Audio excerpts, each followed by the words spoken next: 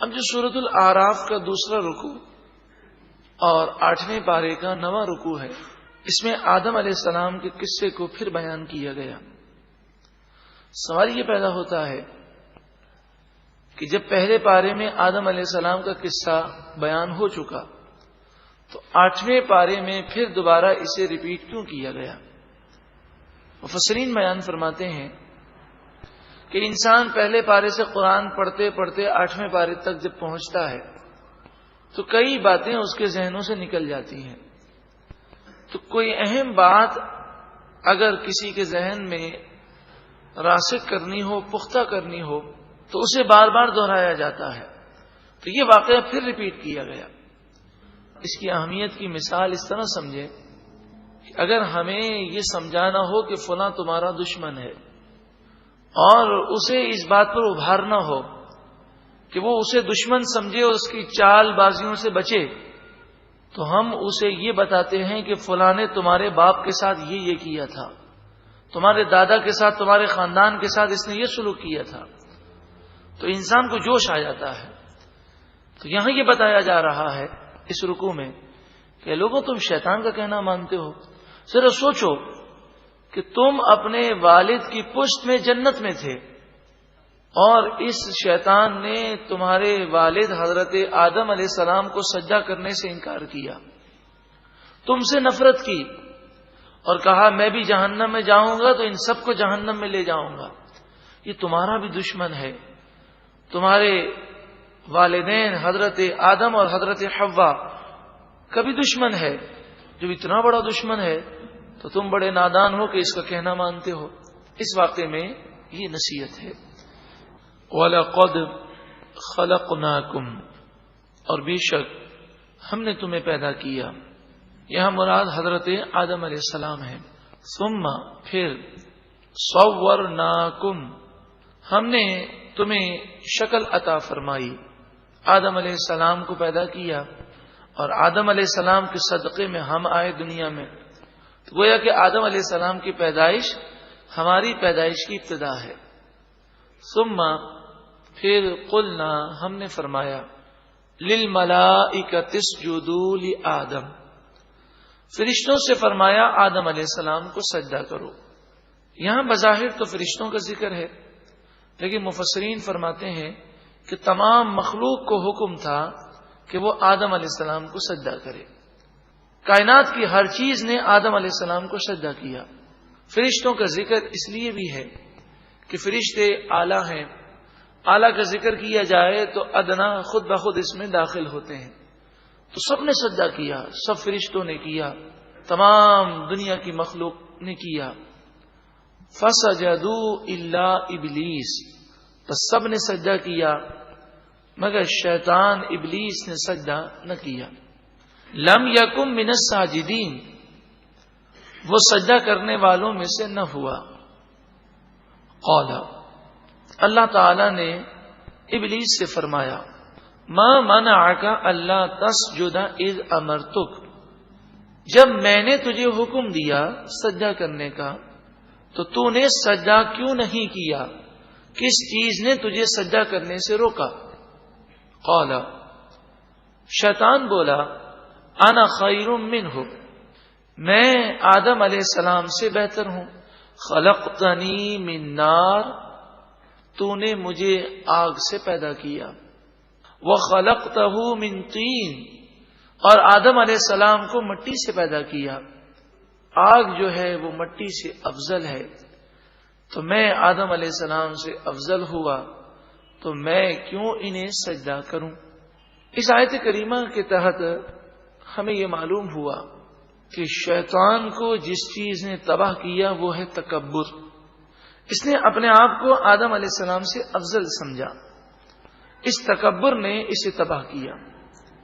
اور تکبر کی تعریف ہی یہی ہے کہ کسی کو حقیر سمجھنا اور خود کو اس کے سامنے افضل سمجھنا، یہ تکبر ہے۔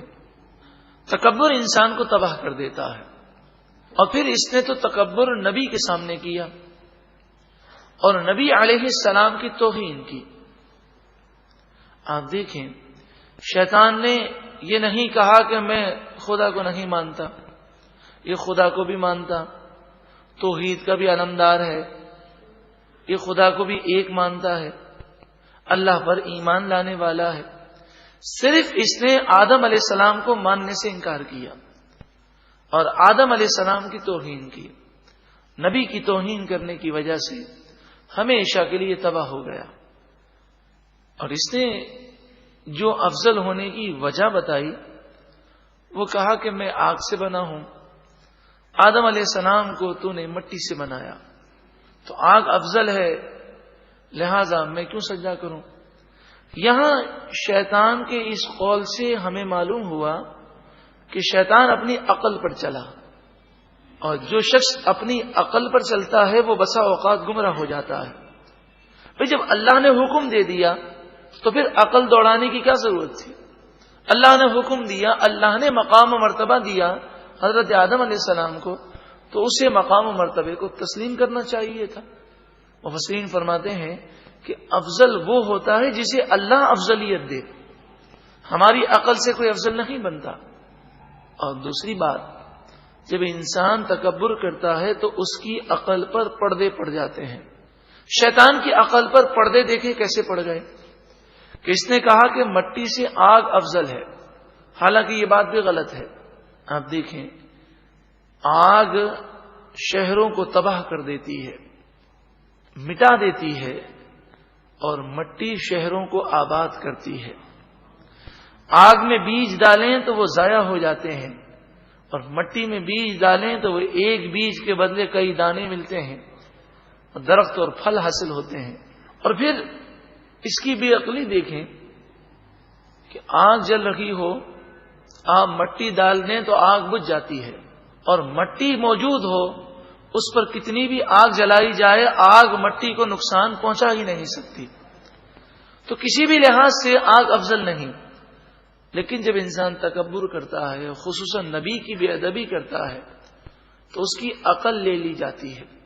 اچھا، شیطان کوئی عام جن نہیں تھا، یہ وہ جن تھا کہ جس نے کائنات کے چپے چپے میں سجدہ کیا، 4 انگل ایسی جگہ باقی نہ تھی جہاں اس نے سجدہ نہ کیا ہو۔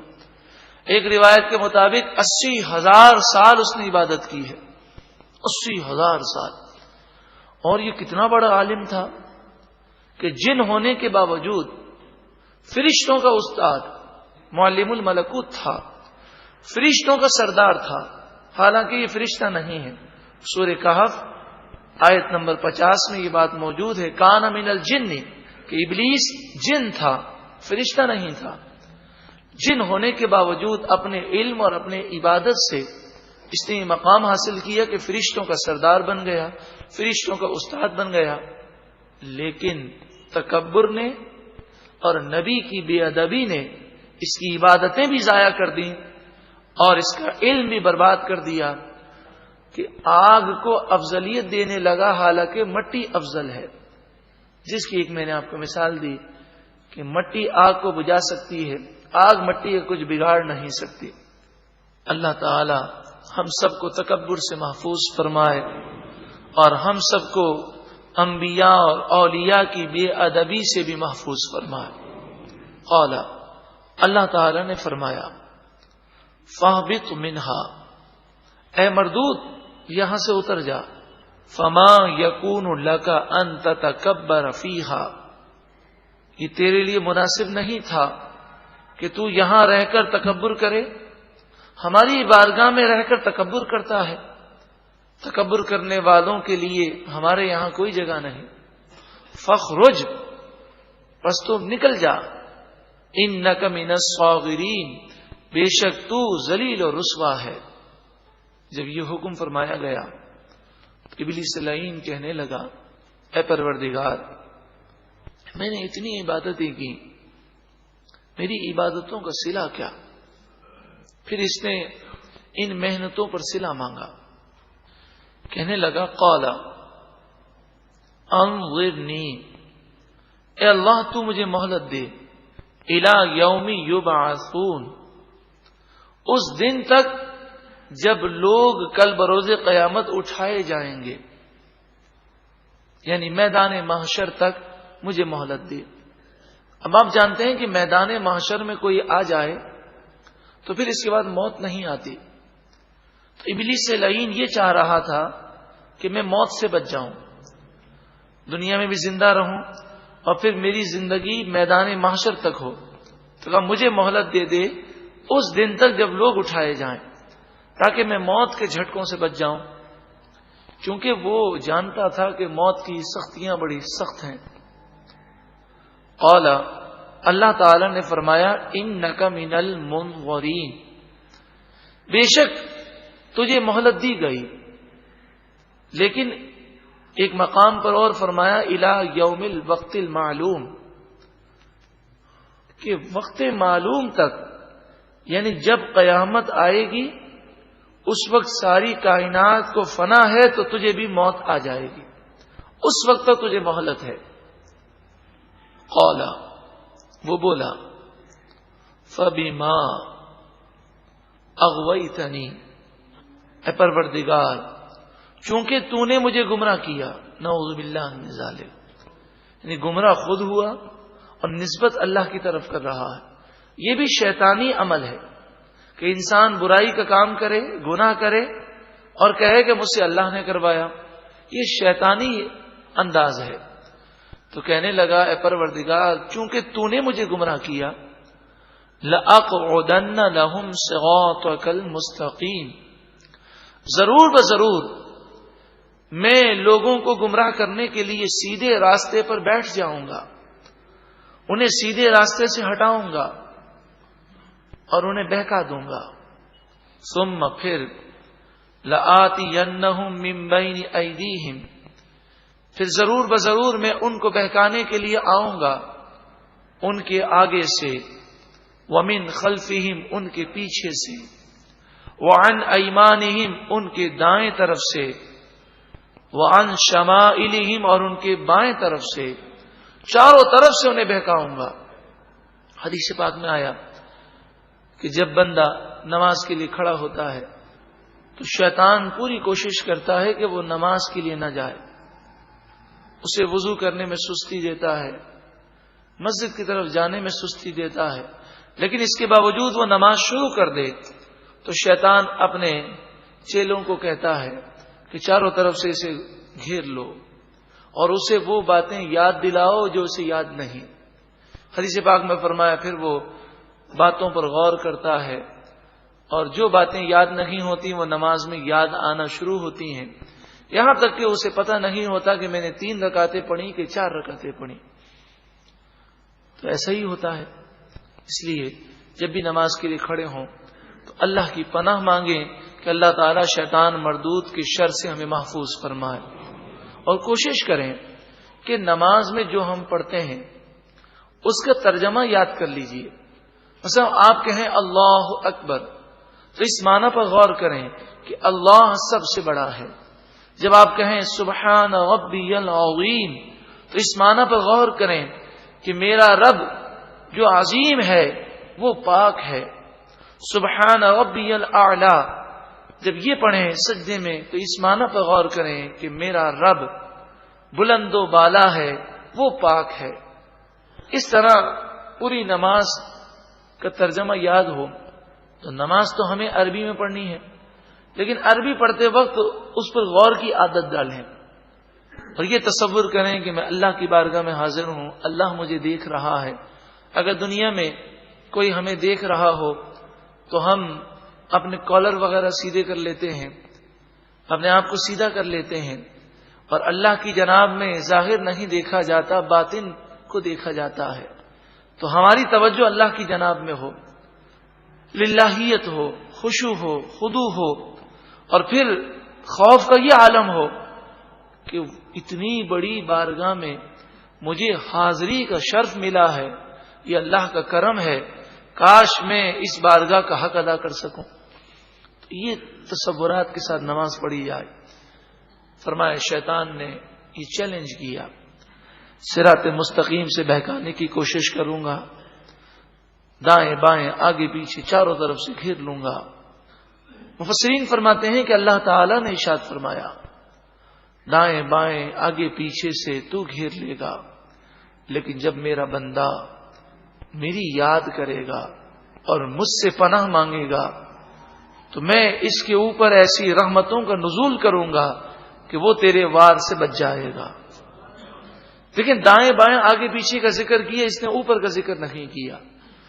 اوپر سے اللہ کی رحمتوں کا نزول ایسا ہوتا ہے کہ بندے کے دل میں جب نور ایمان منور ہو جاتا ہے تو پھر شیطان کے وسوسوں کا وہ شکار نہیں ہوتا.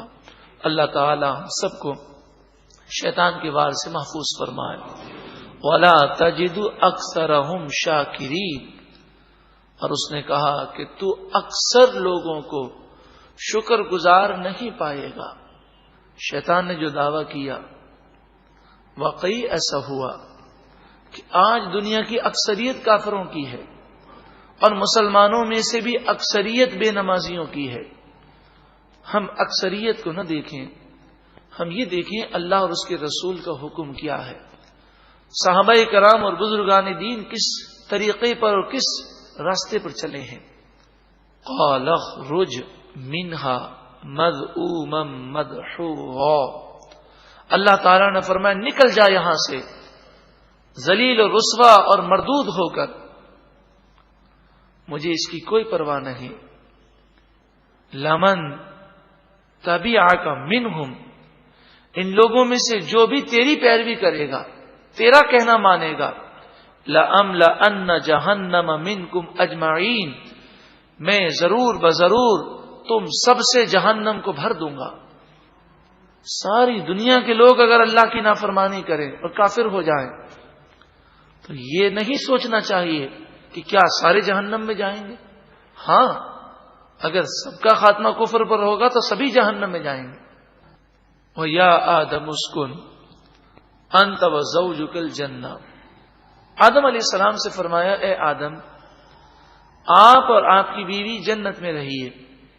یعنی آدم علیہ السلام پہلے جنت میں داخل ہوئے اور جنت ہی میں حضرت حوا رضی اللہ تعالی عنہا کو پیدا کیا گیا آدم علیہ السلام کی پسلی مبارک سے. پھر فرمایا گیا کہ اب آپ دونوں جنت میں رہیں. فَكُلَا مِنْ حَيْثُ شِئْتُمَا، آپ دونوں کھائیں جنت سے جہاں سے چاہیں، کوئی روک ٹوک نہیں ہے. وَلَا تَقْرَبَا هَٰذِهِ الشَّجَرَةَ، اور اس درخت کے قریب نہ جانا. فَتَكُونَا مِنَ الظَّالِمِينَ، ورنہ تم دونوں حد سے بڑھنے والے ہو جاؤ گے. لفظ ظالم کے کئی معنی ہوتے ہیں. یہاں من الظالمین کے معنی یہ ہے کہ ایک سرحد دی گئی، ایک بارڈر دی گئی.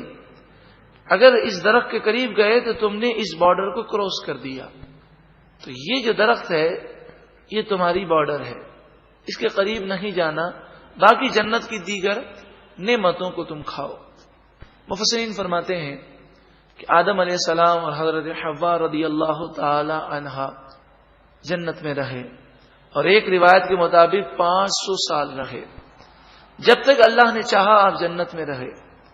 لیکن اللہ تعالی نے آپ کو پیدا کرنے سے پہلے فرمایا تھا فرشتوں سے، انی جاعل فی الارض خلیفہ، بے شک میں زمین میں خلیفہ بنانے والا ہوں. تو آپ جنت میں 500 سال سے تھے، آپ کو دنیا میں جانا تھا اور دنیا میں خلیفہ بننا تھا، اور فی الارض خلیفہ ہے، زمین میں خلیفہ ہے، تو یقیناً آپ کا جنت سے دنیا میں جانا پہلے سے لکھا ہوا تھا.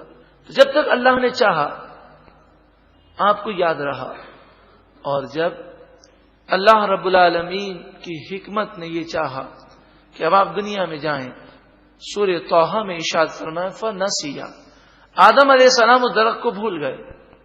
وَلَمْ نَجِدْ لَهُ عَزْمًا، اور اس درخت کو کھانے کا آپ نے ارادہ نہیں کیا، آپ کو بھلا دیا گیا. اب مجھے بتائیے، کسی نے روزہ رکھا ہو اور وہ بھول جائے اور بھول کر کھا لے تو کیا اس پر کوئی گناہ ہے؟ کیا اس کا روزہ ٹوٹتا ہے؟ نہیں ٹوٹتا. نبی اکرم صلی اللہ علیہ وآلہ وسلم نے فرمایا کہ جس نے بھول کر کھا لیا پی لیا اسے اللہ نے کھلایا، اللہ نے پلایا. تو آدم علیہ الصلوۃ والسلام کے متعلق سورہ طٰہٰ میں فرمایا گیا فَنَسِیَ، اس درخت کو آدم علیہ السلام بھول گئے. اب بھولنے کی دو صورتیں ہیں. بعض مفسرین نے فرمایا اس طرح بھول گئے کہ فرمایا گیا تو یہ درخت مت کھانا، تو آپ کو بھلا دیا گیا. آپ سمجھے کہ اس درخت کی ممانعت نہیں ہے بلکہ اس کی ممانعت ہے. اور بھولنے کی دوسری صورت مفسرین نے اس طرح بیان فرمائی کہ فرمایا یہ درخت مت کھانا، تو آپ نے یہ خیال کیا کہ مجھے یہ درخت منع ہے، لیکن دوسرا درخت جو اسی قسم سے تھا، مثلا گندم کے ایک پودے کے متعلق فرمایا جائے کہ یہ پودے میں سے آپ گندم مت کھائیے گا، تو خیال تو یہی کیا جائے گا کہ یہ پودا منع ہے. لیکن مراد تھی کہ گندم کے جتنے پودے اس جنت میں ہیں وہ آپ کو کوئی بھی نہیں کھانا. تو مفسرین نے فرمایا کوئی بھی معاملہ تھا، اللہ تعالیٰ نے اپنی حکمت کے مطابق آپ کو بھلا دیا اور آپ نے کھا لیا، اور کھانے کی صورت میں جنتی جو لباس تھا وہ اتر گیا اور پھر آپ جنت سے دنیا میں آ گئے. اس میں آپ کا قصور نہیں تھا، غلطی نہیں تھی، مگر اللہ کے نیک بندے ایسے ہوتے ہیں کہ وہ ہر معاملے میں عاجزی کرتے ہیں اور اپنے آپ کو خطا کار سمجھتے ہیں. کئی بزرگان دین کے واقعات ہیں کہ اگر تیز ہوا چلتی تو رونے بیٹھ جاتے، آندھی چلتی تو سجدے میں گر جاتے اور کہتے کہ یہ سارے میرے گناہوں کی وجہ سے لوگوں کو مصیبتیں آ رہی ہیں، اگر میں نہ ہوتا تو لوگ پریشان نہ ہوتے. یہ عاجزی ہے ان کی. اور نبی اکرم صلی اللہ علیہ وآلہ وسلم سے بڑھ کر نیک کون ہوگا؟ آپ فرماتے ہیں دن میں 100 مرتبہ اللہ سے معافی مانگتا ہوں، استغفار کرتا ہوں، توبہ کرتا ہوں. حالانکہ آپ تو گناہوں سے معصوم ہیں، بلکہ جس کی طرف آپ اشارہ کر دیں، جس کے لیے دعا کر دیں وہ بھی جنتی بن جائے. لیکن آپ کی عاجزی، اللہ کا خوف اور للہیت کا یہ عالم کہ آپ کہتے ہیں 100 مرتبہ دن میں اللہ سے معافی مانگتا ہوں، توبہ کرتا ہوں. اور پھر یہ بھی یاد رکھیں کہ اللہ انبیاء کا رب ہے، وہ جس طرح کلام کرنا چاہے اس کی مشیت ہے. ہماری یہ جرت نہیں کہ انبیاء کے بارے میں کوئی بے ادبی کا کلمہ کہیں. اگر ہم کہیں گے تو ایمان ضائع ہو جائے گا. وہ رب اور نبی کا معاملہ ہے، محبوب اور محب کا معاملہ ہے. ہم اگر ان کلمات کو سند بنا لیں تو وہ کلمات ہمارے لیے بے ادبی ہیں کہ ہم بے ادبی کرنے والے شمار ہوں گے اور ایمان ضائع ہو جائے گا. اس کو یوں سمجھیے کہ باپ بیٹے سے یا محبت کرنے والا اپنے دوست سے بہت ساری باتیں کہہ دیتا ہے، لیکن وہی بات اگر کوئی دوسرا ریپیٹ کرے تو وہ ناراض ہوتا ہے. یہ سمجھانے کے لیے آپ کو ایک مثال دی گئی. فوسوس لہما الشیطان، پس شیطان نے ان دونوں کو وسوسہ دیا. لیبدی لہما ما وری عنہما من سوآتہما، تاکہ ان کی شرم کی چیزیں جو ان پر ظاہر نہ تھیں وہ چیزیں ان پر ظاہر کی جائیں.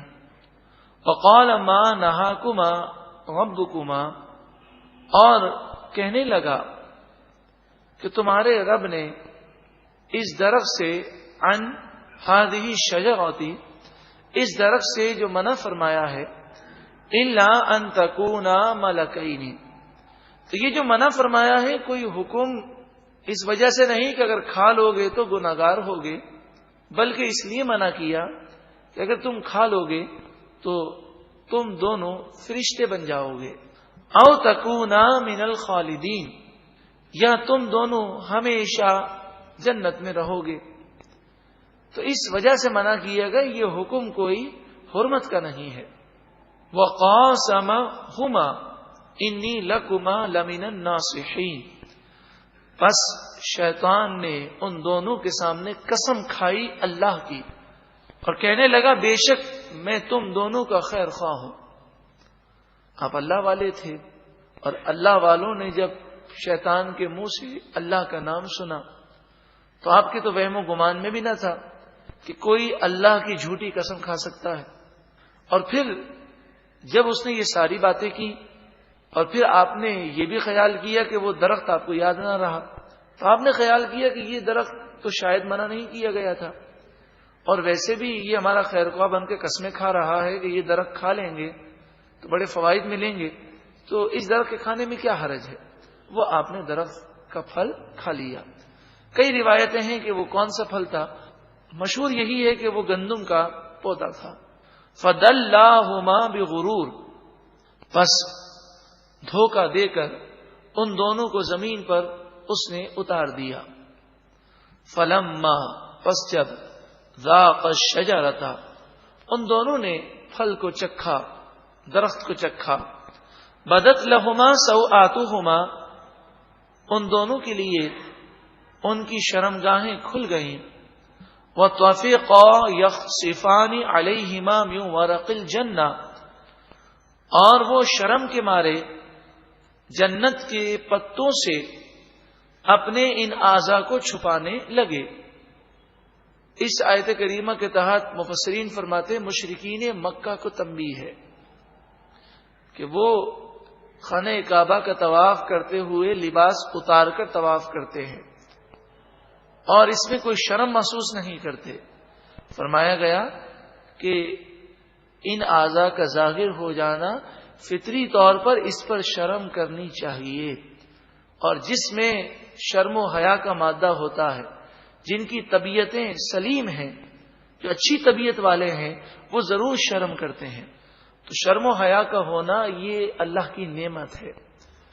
خصوصاً خواتین میں، عورتوں میں شرم و حیا جس قدر زیادہ ہو اسی قدر یہ ان کی زینت ہے، اور جو عورت بے شرم ہو اور اس میں شرم و حیا نہ ہو تو وہ اس عظیم زیور سے محروم ہے۔ وَنَادَاهُمَا رَبُّهُمَا، ان دونوں کے رب نے انہیں پکارا، أَلَمْ أَنْهَكُمَا عَنْ تِلْكُمَا الشَّجَرَةِ، کیا آپ کو یاد نہیں میں نے آپ دونوں کو اس درخت کے قریب جانے سے منع کیا تھا؟ وَأَقُلْ لَكُمَا إِنَّ الشَّيْطَانَ لَكُمَا عَدُوٌّ مُبِينٌ، اور کیا میں نے آپ دونوں سے نہ کہا تھا بے شک شیطان تمہارا کھلا دشمن ہے۔ حضرت آدم علیہ السلام نے عرض کی، اے پروردگار، میں تو اسے اپنا دشمن ہی سمجھتا ہوں، مگر جب اس نے تیرے نام کی قسم کھائی تو میں نے یہ خیال کیا کہ یہ تیرے نام کی جھوٹی قسم نہیں کھا سکتا۔ واقعی ایک حقیقت ہے، آج بھی ہم بسا اوقات ڈھیر ہو جاتے ہیں، جب ہمارے سامنے کوئی اللہ کے نام کی جھوٹی قسم کھاتا ہے تو ہمیں بسا اوقات یقین کرنا پڑتا ہے کہ بھئی یہ آدمی اللہ کے نام کی جھوٹی قسم تو نہیں کھا سکتا۔ اور آج لوگ اتنے نادان ہو گئے کہ وہ شیطان کے نقش قدم پر چلنے لگے اور اللہ کے نام کی جھوٹی قسم کھانے میں ذرہ برابر بھی انہیں شرم نہیں آتی، بلکہ بعض نادان تو قرآن پاک ہاتھ میں لے کر جھوٹ بولتے ہیں، اور خصوصاً کاروبار کرنے والے تو انہوں نے تو تکیہ کلام بنا لیا، ہر بات پہ خدا کی قسم کھاتے ہیں، حالانکہ سچی قسم کھانا بھی مال کی برکت کو اڑا دیتا ہے، تو جھوٹی قسم تو تباہی ہے۔ اس کی ایک چھوٹی سی مثال اکثر دی جاتی ہے کہ ان سے کوئی گاہک کہے کہ یہ مال ذرا سستا کر دیں، یہ آپ 100 روپے کا دے رہے ہیں، مجھے 80 روپے کا دے دیں، حالانکہ 70 روپے کی خرید ہوتی ہے، فوراً جھوٹ بول دیتے، خدا کی قسم 90 روپے کا تو مجھے آیا ہے۔ اس کے فائدہ کیا ہے؟ صرف یہی کہ وہ شاید دھوکے میں آ جائے اور 85 روپے میں یا 80 روپے میں خریدنے کا مطالبہ نہ کرے، وہ کہ چلے 90 کا آپ کا آیا ہے تو 95 میں دے دیں۔ صرف چند روپوں کی خاطر اللہ تعالیٰ کے نام کی جھوٹی قسم کھائی جاتی ہے، حالانکہ روایتوں میں آتا ہے کہ جو جھوٹی قسم کھاتا ہے اس کی آخرت بھی تباہ ہوتی ہے، دنیا بھی تباہ ہو جاتی ہے۔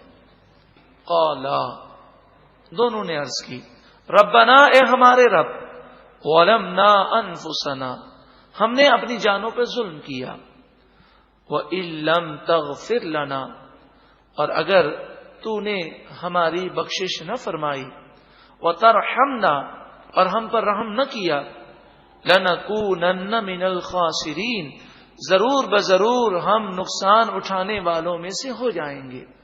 یہ اللہ کے نیک بندوں کی عاجزی ہے اور ہماری حقیقت ہے، ہمیں تو یہ دعا کثرت سے پڑھنی چاہیے، واقعی ہم نے گناہ کر کے اپنی جانوں پر ظلم کیا ہے۔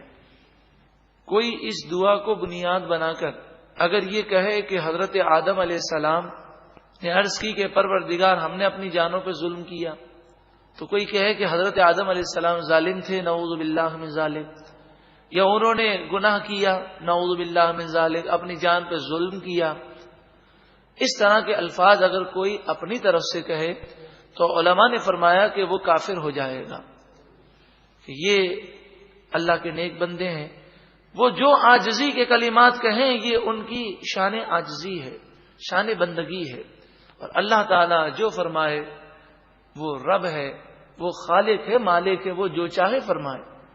ہمیں ادب کرنا لازمی ہے، ہماری یہ مجال نہیں کہ ہم اس واقعے پر کوئی قرآن پاک اور احادیث سے ہٹ کر کوئی تبصرہ کر سکیں۔